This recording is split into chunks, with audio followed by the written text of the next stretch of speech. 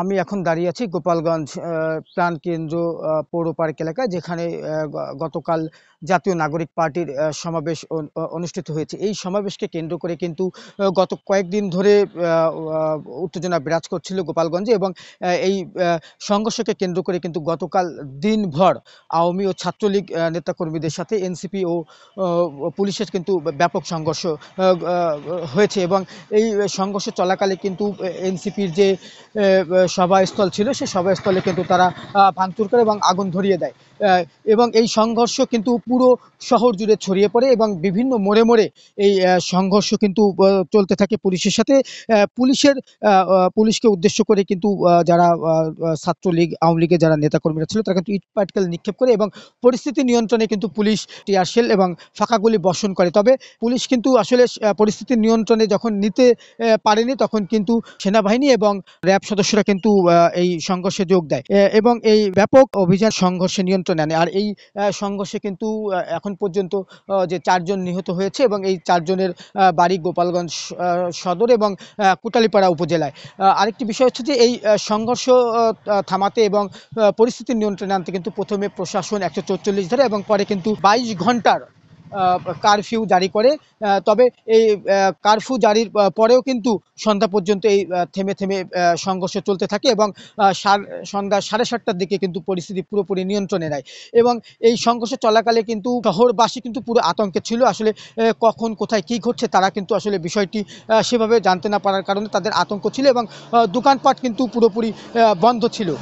ফলে সাধারণ মানুষ আতঙ্কের মধ্যে কিন্তু একটি দিন পার করেছে। এবং সন্ধ্যার পরে যখন সংঘর্ষ এবং থেমে যায় এবং পরিস্থিতি নিয়ন্ত্রণে আসে, তখন কিন্তু তারা ঘর থেকে বের হন এবং পরিস্থিতি কী ছিল সেটি বোঝার চেষ্টা করেন।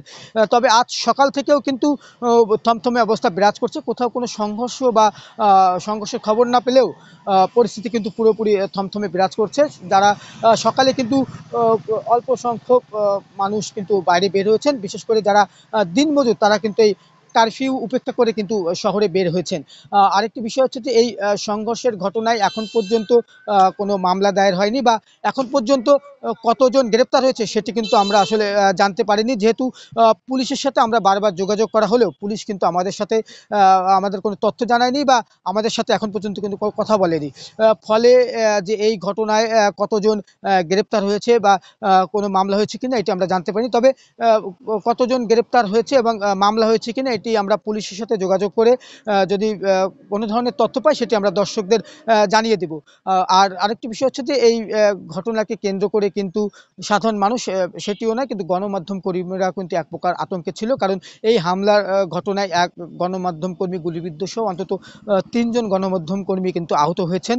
তাদেরকে স্থানীয়ভাবে চিকিৎসা দেওয়া হয়েছে। আরেকটি বিষয় হচ্ছে যে এই পরিস্থিতি আসলে কতদিন থাকবে এবং এই কারফিউ আসলে তুলে নেওয়া হবে কিনা সেটি পরিস্থিতির উপর নির্ভর করে এই কারফিউ তুলে নেওয়া হবে বা পরবর্তী কোনো ব্যবস্থা নেওয়া হবে কিনা সেটি আমাদেরকে জানিয়েছে জেলা প্রশাসন। তবে পরিস্থিতি স্বাভাবিক হলে এই কারফিউ তুলে নেওয়া হবে বলে আমাদেরকে জানিয়েছেন।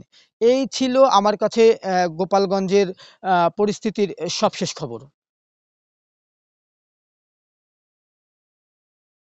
ওয়ালটন এখন দেশের সীমানা পেরিয়ে পৌঁছে গিয়েছে 50টিরও বেশি দেশে।